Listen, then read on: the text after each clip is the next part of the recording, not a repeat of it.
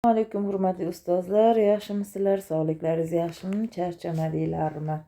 Demak, sizlar bilan yana men Tursunova Nodira begim milliy sertifikatga tayyorlash onlayn kanalida ko'rishib turganimdan juda ham xursandman.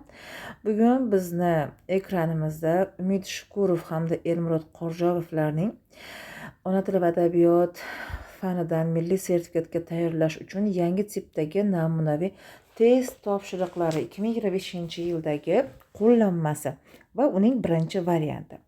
Demak, sizlar bilan mana shu variantni ishlashga harakat qilamiz, Allohim qodir qilgancha. Demak, tahlilimizni boshlaymiz.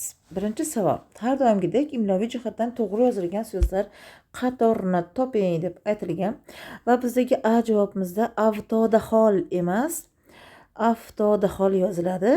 Zimziyo to'g'ri, zaharxanda ham qo'shib yozilishi kerak. B javobimizdagi tatbiq so'zi D bilan emas, uning jarangsiz tovushi T bilan yozilishi kerak va Alloh hazrat ham qo'shib yoziladi. Bahrabayt to'g'ri yozilgan, ayyuhannos ikkala Y ham, N harflari ham, tovushlari ham ikkitadan berilgan, yonma-yon kelgan undoshlar sifatida va dab durustdan to'g'ri yozilgan. Ularda T aytilmasa ham lekin yozuvda bo'ladi. Boqimanda zil zambil avtomaktab. Demak, buni avtomaktab so'zimiz qo'shib yozilishi kerak edi. Demak, to'g'ri javobimiz variant bo'ladi.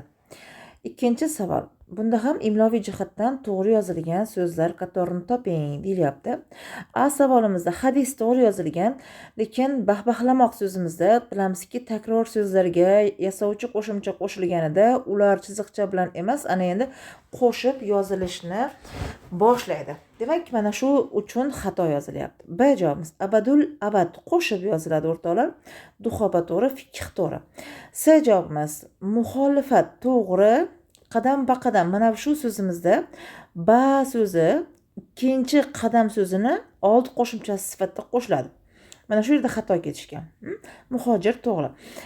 D javobimiz esa rihlat to'g'ri, makruh to'g'ri, kundan kun to'g'ri. Dan qo'shimchasini olgan takroriy so'zlarning o'rtasida chiziqcha bo'lmaydi. Shuning uchun ham to'g'ri yozilgan. Demak, D variantni to'g'ri olsak bo'ladi. Uchinchi savolimiz. Qaysi javobda leksik tahlili xato ko'rsatilgan? Demak, to'g'risini olmaymiz ekan. Kelib D javobdan ketamiz. D javobning o'rtasida turgan so'ziga qaraymiz. Havoyi.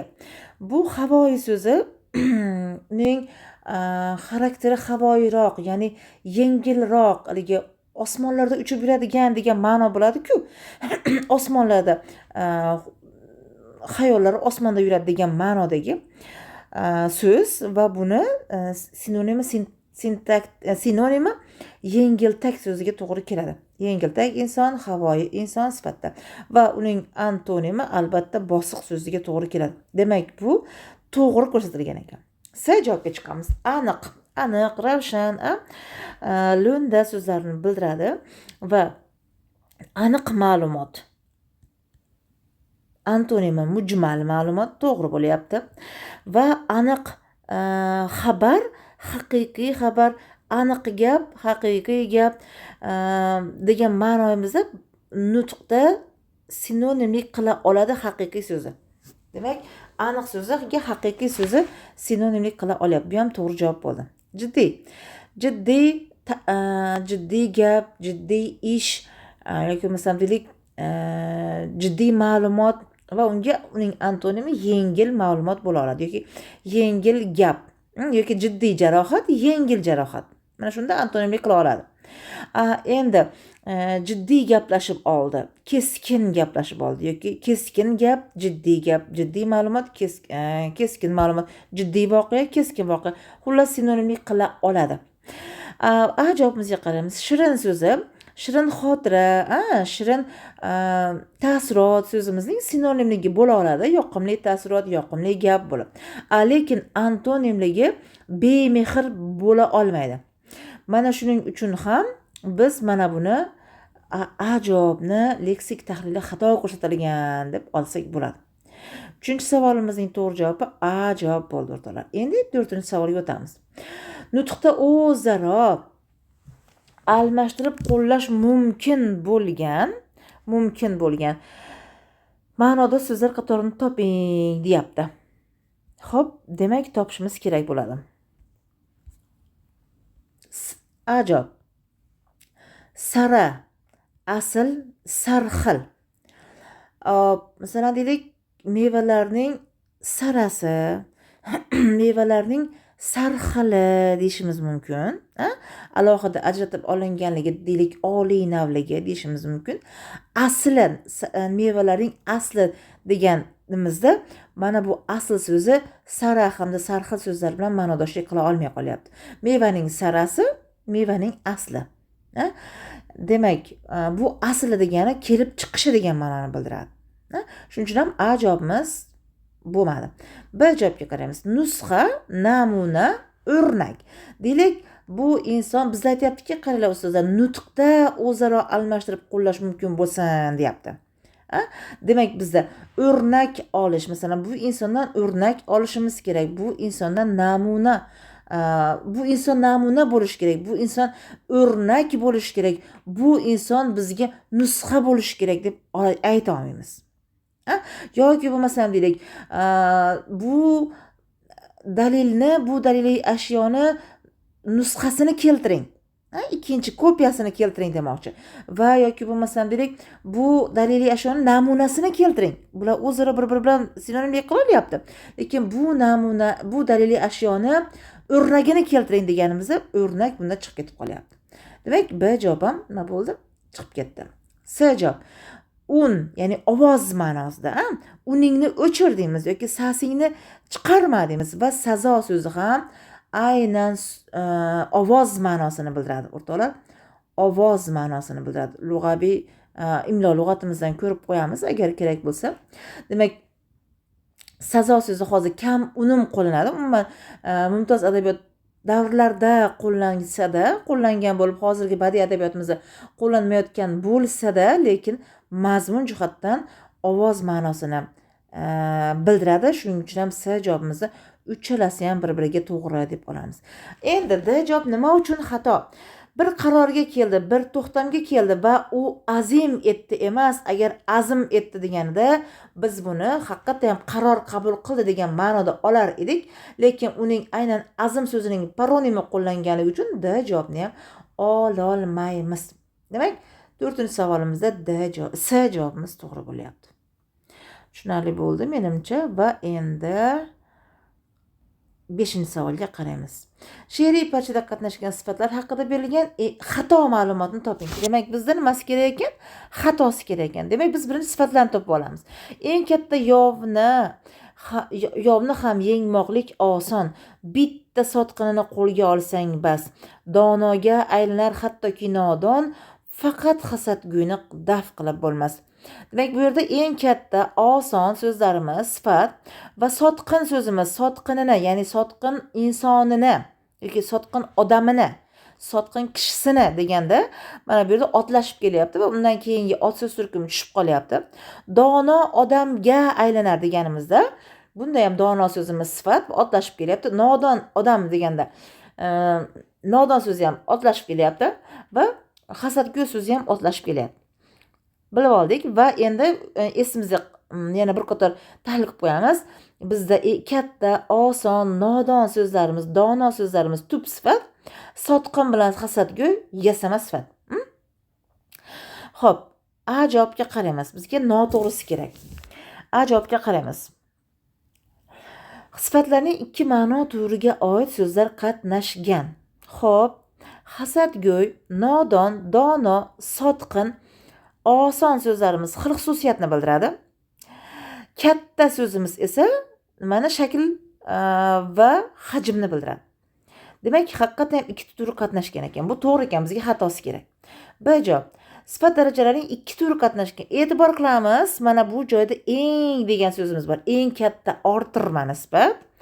Bitta orttirma nisbatimiz turibdi va qolgan hammasi oddiy nisbatdagi nimalar? Sifat so'z turkumlari. Demak, bu ham to'g'ri. C javob. Tub sifatlar turli xil gap bo'lagi bo'lib kelgan. Demak, biz tub sifatlarni tekshiramiz. Tub sifatlarimiz katta, oson, dono, nodon so'zlari. Sotqin bilan hasadgo'yni biz yasama sifat dedik. Xo'p, eng katta yovni, qanday yovni? Katta yovni aniqlovchi yovni ham yengmoqlik osondir. Kesim bo'lyapti. Bitta sotqinini, bu yasama dedik, buni olamiz. Donoga aylanadi. Kimga aylanadi? Donoga aylanadi. To'ldiruvchi. Hattoki nodon, ega. Demak, haqiqatda ham nima bir turli xil gap bo'lagi vazifasida kelyapti tub sifatlarimiz. D javobga qaraymiz. Otlashgan sifatlarning barchasi yasama sifat hisoblanadi. Otlashganlarimiz sotqin odamini, mana bitta otlashganimiz, dono insonga, yana bitta otlashganimiz, nodon insonga otlashganimiz, hasadgo'y insonga otlashganimiz. Va bular hammasi barchasi yasama degan xato. Chunki ikkita sotqin bilan hasadgo'y yasama, dono so'zi bilan nodon so'zlarimiz yasama emas. Shuning uchun ham buni biz xato javob beramiz. Chunki bizga xato javob kerak edi. Tushunarli bo'lgan bo'lsa, 6-savolga o'tamiz. Qaysi gapda qo'shimcha qo'llash bilan bog'liq xatolik mavjud? Bizda xo'p, bozorchiligimizdan nomus qilaman dedi asta boshini quyi solib. Qiz hamon qo'ng'iroqdek kular. Sokin bog'zor, mana bu so'zga e'tibor beramiz. Uning shodon qahqahasi bilan to'lgan edi. Bilamizki, zor qo'shimchasi, mana bu zor qo'shimchasi o'rinjoy otini yasaydi. Masalan deylik, o'rik narsa oti, bu o'rik. O'rik zor. Maydon o'rinjoyini bildiryapti. Yoki lola narsa oti, unga zor qo'shilib lolazor bo'lib joyni ma'nosini bildiryapti. Yoki olmazor, mevazor, mana meva zor. Endi bog' so'zining o'zi o'rin joyni bildiradigan so'z. Bunga zor qo'shimchasini qo'shib, yana qayta joy ma'nosini tashkil qilishimiz shart emas. Demak, mana shundagi zor qo'shimchasi xato qo'llangan. Shuning uchun ham biz B javobini to'g'ri deb olamiz. Bizga xatosini so'raganligi uchun. Xo'p, qaysi so'zning izohi xato berilgan? Konferensiya ma'lum bir tashkilot vakillarining muayyan masala muhokamasi va yechimiga bag'ishlangan yig'ilishi. Bu to'g'ri. Konferensiyada tashkilot vakillari haqiqatan biror bir masalani muhokama qilishadi va uni yechimini topishadi. Briefing rasmiy shaxslarning ommaviy axborot vositalari vakillari bilan to'ppa-to'g'ri. Briefingda albatta ommaviy axborot vositalari vakillari qatnashadi. Seminar, ilmiy yutuqlar va tajriba o'rganish, ayirboshlash, albatta tajriba o'rganish va ayirboshlash uchun o'tkaziladigan yig'in, bu ham to'g'ri. Trening, ilmiy, nazariy muammolar yechimiga bag'ishlangan rasmiy tashkilot vakillari uchrashuvi. E'tibor bering. Treningda ilmiy, nazariy muammolar emas, aynan mana shu nazariy ma'lumotlarni amaliyotda qanday qo'llash kerakligi ko'rinadi. U yerda trenerlar qatnashadi. Trenerlar bekorga trener deb nomlanmaydi. Ular o'rgangan nazariyasini bizga amaliyotda qo'llab beradi. Metodlar orqali qo'llab beradi. Demak, D javobimiz xato bo'ldi. 8. 7, 8. Xo'p. Endi ushbu gapda qatnashgan qo'shimchalar haqida berilgan to'g'ri hukmlar sonini toping. Demak, gapimizdagi qo'shimchalarni tahlil qilib olamiz. Hurmatli ustozlar, mana bu qo'shimchamiz yasovchi qo'shimchalarga qo'yiladi. Mana bu qo'shimchamiz lug'aviy shakl yasovchilarga qo'yiladi. Bu belgimiz esa sintaktik shakl yasovchi qo'shimchalarga qo'yiladi. Shu belgilarni eslab qolamiz. Ketdik. Hech ismdan chiqmaydi. Es asos, im egalik, bu sintaktik shakl yasovchi, dan sintaktik shakl yasovchi. Chiqmoq asos, ma lug'aviy shakl yasovchi, y zamon sintaktik, shaxson sintaktik. Sho'xligimdan sho'xlik asos, im egalik va sintaktik shakl yasovchi, kelishiga ham sintaktik shakl yasovchi. Sergapligimdan ser yasovchi so'z, lik yasovchi so'z, im kelishik sintaktik shakl yasovchi, dan ham shunday. Bezor bo'lgan, mana bezor so'zi bitta yasama fe'l deb olsak, gan bu yerda sifatdosh lug'aviy shakl yasovchi qo'shimcha. Murabbiylar lug'aviy shakl yasovchi, im egalik sintaktik. Meni tushum kelishligi bu ham sintaktik. O'rtoqlarimdan o'rtoq asos, lar lug'aviy, im sintaktik, dan sintaktik. Ayirmoq asosi bir ravishdosh lug'aviy shakl yasovchi. Kishilik sifat yasovchi qo'shimcha bo'ladi. Necha kishilik, qanday partaga? Bir kishilik partaga. Kichkina, kichik so'ziga kina lug'aviy shakl yasovchi qo'shimchasi qo'shilyapti. Partaga kelishik sintaktik. O'tmoq, o'tqazmoq nisbat lug'aviy, ib lug'aviy ravishdosh. Qo'yishganda qo'ymoq asos, ish nisbat shakli, birgalik nisbat shakli va lug'aviy bo'ladi. Gan zamon qo'shimchasi, de ham zamon, de shaxsdan qo'shimchasi sintaktik kelasi ham. Demak, kelishik qo'shimchalarimizni ajratib oldik. Endi biz to'g'risini topishimiz kerak ekan, o'rtoqlar. Birinchisi, so'z yasovchi qo'shimcha yordamida yasama otdan sifat yasalgan. Demak, o'zi yasama so'z bo'lsin ekanda, undan sifat yasalsin ekan. Buning uchun ikkita yasovchi qatnashgan bo'lishi kerak, to'g'rimi? Birinchi sho'xlikda bitta bir marta yasalgan, sergapligim so'zida 2 marta yasalgan. Gap otdan sergap bo'lib sifat yasalgan. Sergap odam qanday odam? Sifat yasaldi, yasama sifat bo'ldi. Endi yasama sifatdan sergaplik nima? Endi bu yasama sifatdan ot yasaldi.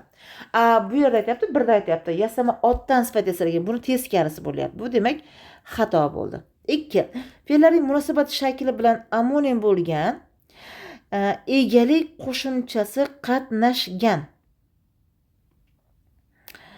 Xo'p, egalik qo'shimchamiz bilamiz, im, ing, yoki deylik si bo'ladi. Lekin fe'llarning munosabat shakllarida bilamizki, bu kesimlik shakllari shaxson, mayl hamda zamon qo'shimchalari.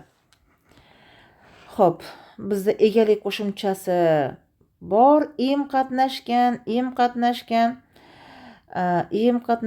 o'rtoqlarim qatnashyapti. Bo'ldi, lekin bu hech qaysi munosabat shakli bilan amonimlik qila olmayapti. Ketdik. 3-siga qaraymiz. Ko'makchi bilan sinonim bo'la oladigan sintaktik shakl yasovchi qo'shimcha qatnashgan. Sergapligimdan degani mana sintaktik shakl yasovchi qo'shimcha kelishik va buni sergapligim sababli, sergapligim uchun bezor bo'lgan murabbiylarim meni o'rtoqlarimdan ayirib bir kishilik kichkina partaga o'tkazib qo'yishgan. Sho'xligimdan, sergapligimdan, sho'xligim sababli murabbiylari ularni o'rtoqlaridan ayirib, demak qilsa bo'lar ekan. Bor ekan. Xo'p, 4-si lug'aviy shakl yasovchi qo'shimchalar faqat fe'llar tarkibida kelgan. Lug'aviy shakl yasovchi qo'shimchalarimiz to'g'ri, mana fe'lda bor. Mana bu to'qqizsimon qo'shimchalarni o'tkazib, qo'yishgan, ayirib, lekin men o'rtoqlarim, murabbiylarim deganimizda ot so'z turkumlarida ham qatnashgan. Shuning uchun bu faqat fe'l tarkibida deganligi uchun xatoga olamiz buni. 5-si, so'zga sabab ma'nosini yuklagan turlovchi qo'shimcha qatnashgan. Turlovchi qo'shimchalarimiz bilasizlar. Turlovchi qo'shimchalar bu kelishik qo'shimchalar. E'tibor bersanglar, hozir aytdik. Sho'xligim sababli, sergapligim sababli o'rtoqlarimdan ayirib deyapti. Haqiqatda ham bu sabab ma'nosini yuklayotgan turlovchi qo'shimchamiz bor. Turlovchilarimiz bu kelishik qo'shimchalar edi. 6-si, asos, so'z yasovchi va sintaktik shakl yasovchi qo'shimcha qolipidagi so'z qatnashgan javob toping. Demak, asosdan keyin ikkita so'z yasovchi bo'lsin deyapti. Sho'xligimda bitta so'z yasovchi kelyapti. Sergapligimda to'g'ri ikkita, lekin bunda birinchi asos kelmayapti. So'z yasovchi, asos, so'z yasovchi, sintaktik kelyapti. Bunda esa asosdan keyin kelsin ikkita so'z yasovchilar deyapti. Kishilik so'zimizda ham bitta asos, bitta kelishik qo'shimchasi xolos. Shuning uchun buni ham maqlomimiz noto'g'riga olamiz. Bizda ikkita plus va B javobni ikkita degani uchun to'g'ri deb olamiz. Xo'p, tushunarli bo'lgan bo'lsa, 9-savolga o'tamiz, hurmatli ustozlar. Endi bunda fe'llarga oid noto'g'ri hukm toping deyapti. Demak, gapni o'qib olamiz. Xalq orasida iste'dod bu yaxshi did egasi bo'lish qobiliyati deguvchilar ham bor. Ammo chinakam ijodkor bo'lish uchun buning o'zi kamlik qiladi. San'atkor to'ppa-to'g'ri hayotdan nusxa ko'chirmaydi, balki haqiqatdan o'xshash qilib birga kelyapti. O'xshash qilib yangi bir dunyo yaratadi va kashf etadi. Mana ustozlar, hurmatli ustozlar, fe'llarimizni ajratib oldik. Ba'zilari mana egasi bo'lish, ijodkor bo'lish kamlik qiladi, o'xshash qilib kashf etadi so'zlarimizda. Qo'shma gap, qo'shma fe'llarimiz bo'lib kelyapti. Mana bu deguvchilar so'zimiz otlashib kelyapti. Ya'ni harakatnomi deguvchi harakatnomi shaklimizni otlashib deguvchi insonlar ham bor bo'ladi-da. Demak, shu yerda otlashib kelyapti ekan. Egasi bo'lish harakatnomida, deguvchilar harakatnomida, ijodkor bo'lish harakatnomida kamlik qiladi. Sof fe'l ko'chirmaydi. Sof fe'l o'xshash qilib ravishdosh yaratadi. Sof fe'l kashf etadi. Sof fe'l. Gapdagi biz noto'g'ri hukm topishimiz kerak ekan. Gapdagi sof fe'llarning barchasi bir xil shaxson va mayl shaklida. Demak, yaratadi sof fe'l, kashf etadi sof fe'l, ko'chirmaydi sof fe'l. Bular hammasi uchalasi ham u ko'chirmaydi, u yaratadi, u kashf etadi. Va uchalasi ham kamlik qiladimiz. Bor ekan sof fe'l. U kamlik qiladi. Va hammasi o'tgan zamonda turibdi. Bu to'g'ri ekan. Bizga xatosi kerak. Bajop, gapdagi otlashgan sifatdosh ega vazifasida kelgan. Mana bu otlashgan sifatdoshimiz bor. Kechasi harakatnomi degan ekan. Mana deguvchi insonlar, qanday insonlar? Deguvchi insonlar bu sifatdoshni otlashayotganligi va bu ega vazifasiga kelyapti deyapti. Bordir, nimadir bordir, kimlar bordir, deguvchilar bordir. Ega vazifasiga kelyapti ekan. To'g'ri ekan. Aniq nisbat shaklidagi ravishdosh uchinchi shaxs fe'lga bog'lanib hol vazifasida kelgan. Aniq nisbat shaklidagi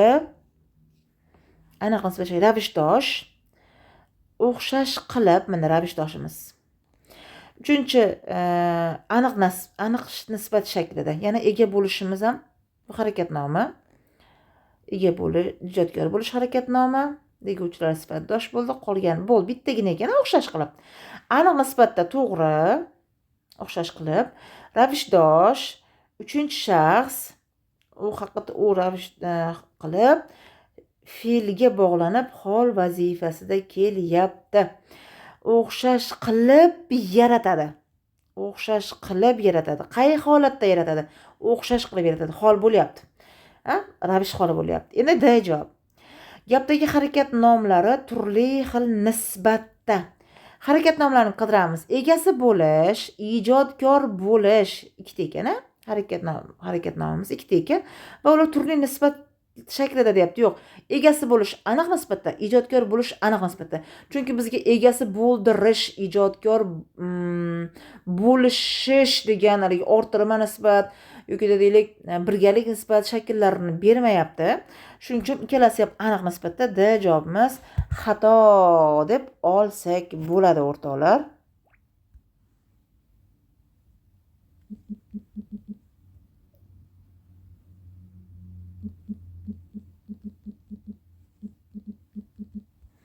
Xo'p, demak, keyingi savolimizga o'tamiz. 10-savol.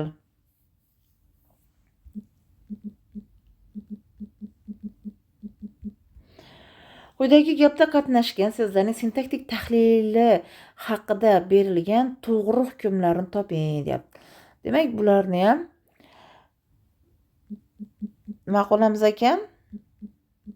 Tahlil qilamiz ekan, gaplarimizni. Sintaktik tahlil qilamiz ekan. Farzandlarimizni mustaqil va keng fikrlash qobiliyatiga ega bo'lgan, ongli yashaydigan insonlar qilib voyaga yetkazish ta'lim-tarbiya sohasidagi insonlarning asosiy maqsadi va vazifasi bo'lishi lozim. Nima bo'lishi lozim? Maqsadi bo'lishi lozim, vazifasi bo'lishi lozim. Kesimimiz uyushyapti. Nima maqsadi bo'lishi lozim? Voyaga yetkazish maqsadi bo'lishi lozim. Ega.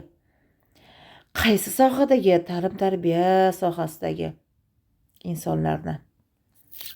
Insonlarning asosiy maqsadi Bu qaratqich aniqlovchi, ta'lim tarbiya sohasidagi deganimiz sifatlovchi aniqlovchi. Qanday maqsadi, asosiy maqsadi bu sifatlovchi aniqlovchi.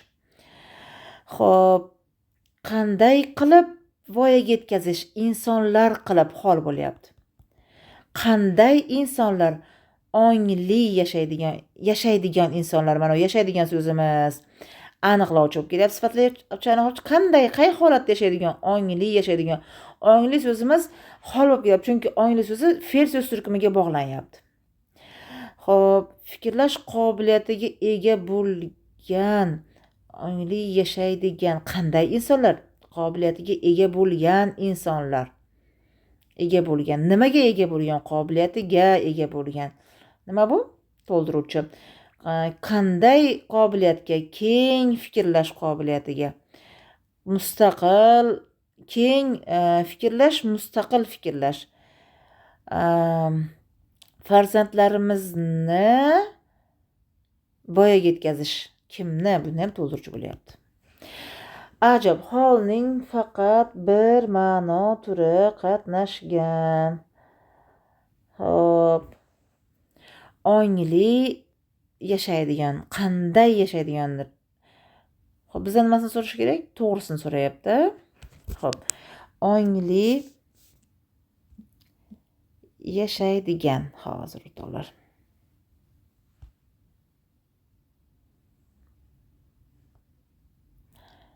Xo'p, ongli yashaydigan, qay holatda yashaydigan? Ravish holi. Insonlar qilib voyaga yetkazish, qay holatda? Buni ham ravish holi, tarz holi, bitta ma'no turi qatnashgan ekan. Hop, ishlab turamiz, qani. Kesimni ifodalanishiga ko'ra ikki turi qatnashgan. Ifodalanishiga ko'ra ikki turi qatnashgan. O'zi bitta kesimimiz turibdi. Bu ham uyushgan kesim turibdi. Ikkalasi ham bir xilda ifodalanishiga ko'ra ot kesim. Ya'ni ikkalasi mana maqsadi bo'lishi lozim. Bu yerda nima bo'lyapti? Bog'lama bo'lib kelyapti. Ot kesim, ikkalasi ham ot kesim, vazifasi bo'lishi lozim, ot kesim. Bu ham to'g'ri ekan. Xo'p. Hokim qismi ega vazifasi kelgan to'ldiruvchili so'z birikma qatnashgan. Hokim qismi ega vazifasida kelgan to'ldiruvchili so'z birikmasi. Hokimi ega bo'lsin ekan. Hokimi ega bo'lsin ekan, tobe so'zi to'ldiruvchi bo'lsin ekan. Farzandlarimizni voyaga yetkazish. To'g'ri? Bor ekan bu ham. Hozir mana shu birdan bir bilan ikkidan qaysidir chiqib ketish kerakda. Yana bir tahlil qilamiz. 4-si, kesimga bevosita, bilvosita tobelangan vositali hamda vositasiz to'ldiruvchilar uyushgan yo'q. Uyushgan bo'laklarimiz kesimdan tashqarisi yo'q. Shuning uchun buni olmaymiz. 5-si, sifatlovchi aniqlovchini tobelantirgan qaratqich aniqlovchi qatnashgan. Albatta. Mana qarang. Ta'lim tarbiya sohasidagi insonlarning, mana bu sifatlovchi aniqlovchi tarbiya sohasidagi insonlarning qaratqich aniqlovchi. Demak, sifatlovchi aniqlovchini tobelantirgan qaratqich aniqlovchi qatnashgan. To'g'ri. Gapdagi hollar faqat ega va kesimga tobelangan. Yo'q. Gapdagi hollar ongli yashaydigan, mana bu aniqlovchiga tobelanyapti. Insonlar qilib voyaga yetkazish bu egaga tobelanyapti. Ega kesimga degani xato bo'ldi. Bu ham ketdi. Hozir 1 2 3. Xo'p, mana shu hol qarang. Bo'ldi. Uzr, mana bu yerda xato qilganmiz. Qanday fikrlash? Mustaqil fikrlash, qanday fikrlash, keng fikrlash. Ongli yashaydigan insonlar qilib, chunki fikrlash so'zimizga mustaqil so'zlarimiz nima bo'lib kelyapti? Mana fikrlash yasama fe'l, fikrlamoq bo'lyapti-da. Fe'l so'z turkumiga bog'langanda harakatni holatini bildirayotganligi uchun bu ham hol bo'lib kelyapti. Xo'p. Holning endi faqat bir ma'no turi qatnashgan deganimiz xato bo'lib qolyapti-da.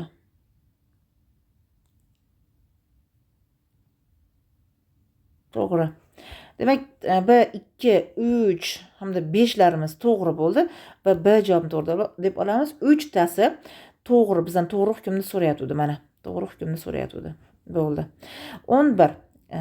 Gapdagi so'zlarning mazmun va grammatik jihatdan bog'lanishini to'g'ri ko'rsatilgan javobni aniqlang. Xo'p, demak, matnni o'qiymiz. Vatanimizning kelajagi, xalqimizning ertangi kuni, mamlakatimizning jahon hamjamiyatidagi obro' e'tibori, xalqaro maydondagi nufuzi avvalambor farzandlarimizning unib o'sib ulg'ayib qanday inson bo'lib hayotga kirib kelishiga bog'liqdir. Xo'p, vatanimizning ertangi kuni yo'q, vatanimizning kelajagi xato. Obro' e'tibori bog'liqdir. Nima bog'liqdir? Xo'p, kelajagi, ertangi kuni, obro' e'tibori, nufuzi. Bu bog'lanyapti ekan, to'g'ri. Endi B javobga qaraymiz. B javobimiz mamlakatimizning nufuzi. Mamlakatimizning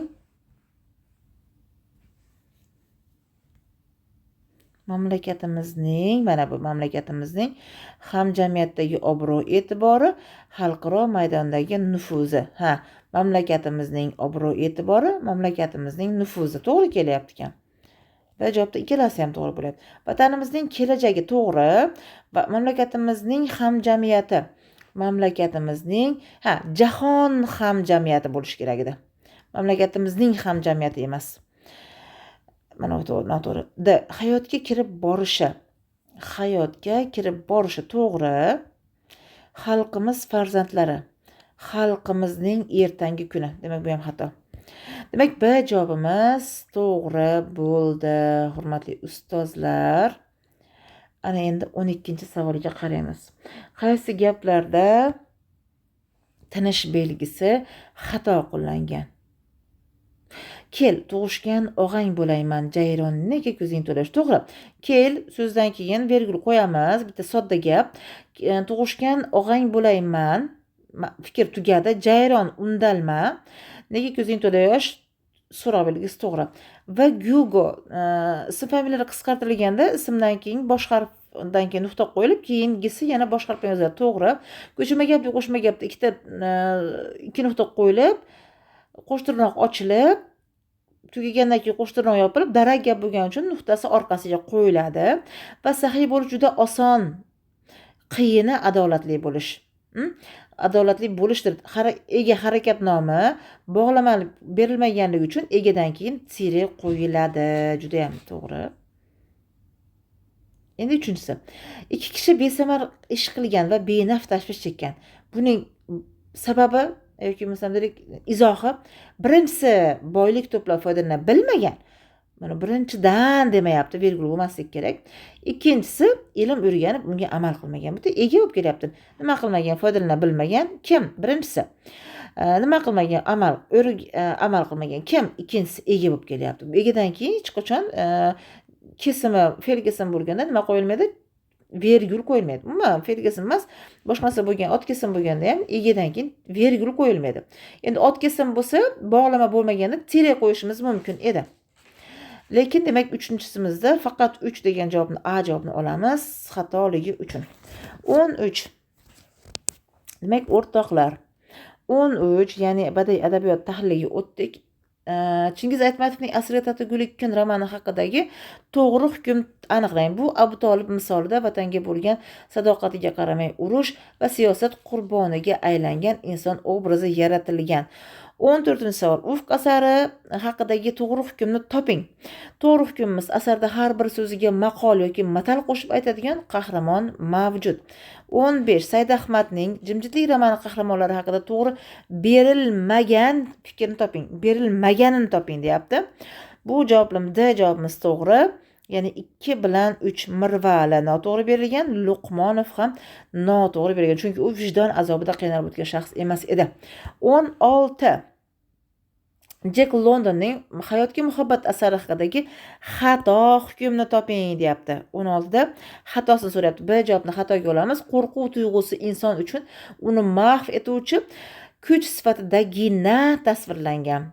7-savolimiz Gulbara, Sarvqomat Dilbarim asar qahramoni Gulbara haqidagi to'g'ri ma'lumotimiz bu. B javob bu sadoqatli er urushdaligida uni o'rniga o'sha tog' tekshiruvchisi bo'lib ishlaydi va o'sha uyida ikkita qizi bilan nima bo'ladi? Halok bo'ladi. B javobimiz to'g'ri edi.